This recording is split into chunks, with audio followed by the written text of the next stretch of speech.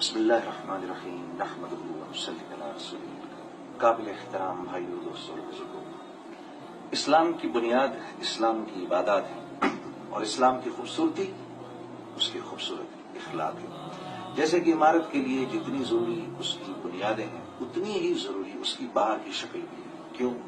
کیونکہ اس عمارت کی جو قیمت لگے گی وہ قیمت اس کی باہر کی شکل سے لگے گی۔ اسی طرح مسلمان ہوں کہ غیر مسلم ہوں، ساری دنیا میں انسان کی قیمت جو لگتی ہے وہ اس کی خوبصورت اخلاق کی وجہ سے لگتی ہے۔ یہی وجہ ہے کہ اللہ کے نبی صلی اللہ علیہ وسلم کے ارشاد کے مطابق آپ نے فرمایا کہ جنت کے اندر کم نیکیاں کرنے والے بھی چلے جائیں گے، لیکن وہ کون لوگ ہوں گے؟ وہ خوبصورت اخلاق والے لوگ ہوں گے۔ ہاں، لقمان حکیم نے جو اپنے بیٹے کو سورہ لقمان میں جو اتنی نصیحتیں کی، ان میں سب سے آخری نصیحت جو کی، سب سے ضروری بات سب سے آخر میں اللہ نے ان سے بلوائی، وہ کیا تھی؟ وَاصْبِرْ عَلَىٰ مَا أَصَابَكَ، بیٹا اچھے اخلاق کا مظاہرہ کرنا، اور پھر یہ بھی فرمایا إِنَّ ذَلِكَ مِنْ عَزْمِ الْأُمُورِ، کہ بیٹا یہ مشکل کاموں میں سے ہے، ہم جانتے ہیں مشکل کاموں میں سے۔